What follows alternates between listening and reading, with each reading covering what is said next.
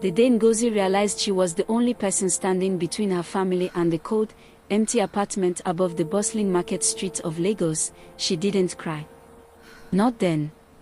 She simply tightened the straps of her worn leather bag, adjusted the cheap heels that pinched her feet, and stepped into the traffic, letting the honking of buses and the chatter of street hawkers drown out the emptiness in her chest. At 29, she had been the pillar of the Okafor family for nearly a decade. Her father, once a vibrant man who could charm anyone with a story or a joke, had surrendered to illness, his laughter replaced by wheezes. Her mother, gentle but fragile, had stopped walking years ago, claiming her hands were too soft for the world's hardness. Her younger brother, Chidi, smart but reckless, was in university, constantly reminding her of tuition deadlines with casual demands that cut sharper than any insult.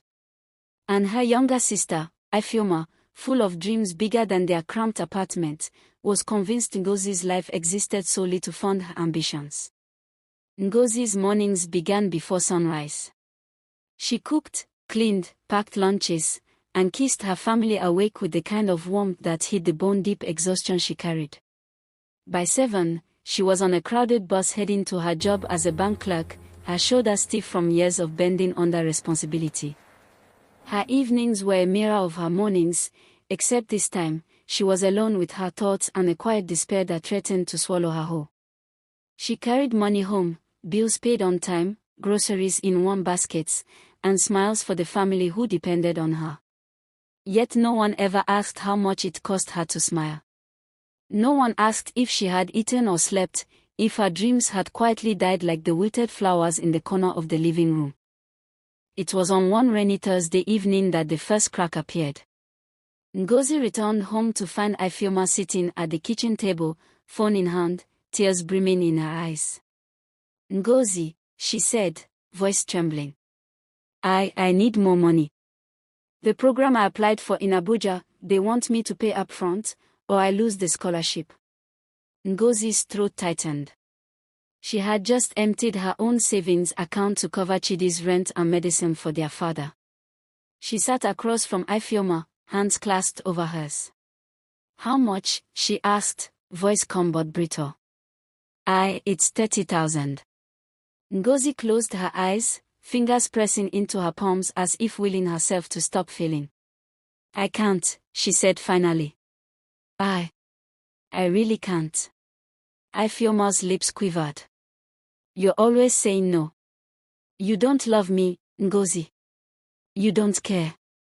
Ngozi wanted to scream. She wanted to throw the weight of her life at her sister's feet and demand, "See how heavy this is. This is your sister carrying all of you, all the time." But she didn't.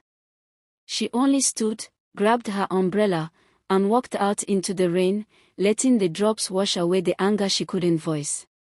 The following weeks blurred into endless labor. Ngozi became a ghost in her own home, present but invisible, providing but unacknowledged, smiling but hollow.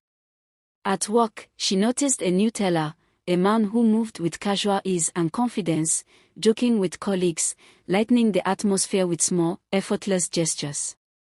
One evening, he stayed late with her, helping reconcile accounts, and asked her, softly, "Ngozi, do you ever stop for yourself?" She laughed without humor. "I'm the breadwinner. I don't get to stop." The words tasted bitter even as she spoke them. And then came the letter. It arrived in a plain envelope, stamped with her father's handwriting, though she knew he hadn't written it. Inside was a notice from the landlord, 3 months overdue. Eviction. Ngozi's knees buckled. She held the letter against her chest, the small apartment spinning around her. She had covered every bill, every school fee, every unexpected cost, but someone had been siphoning money, someone she trusted. Her eyes turned to her family. Her mother sat calmly knitting, oblivious. Chidi played a game on his phone. Ifeoma, her sister, smiled faintly, hiding her guilt poorly. Ngozi felt the betrayal like fire crawling through her veins. "I've been paying," she whispered to herself. "I've been paying for all of you, and this is how it ends." The revelation hit her fully. The money she thought was helping her family was being drained by someone inside it. Her own sacrifice had been exploited. Rage and sorrow twisted inside her. That night, she didn't sleep. She packed a small bag and walked into the Lagos night, letting the city swallow her. For hours, she wandered. Every street felt like a confession, every honk and shout a reminder of how alone she had been. And yet, in that solitude, she felt something stir, a quiet, burning clarity. She didn't need to be invisible.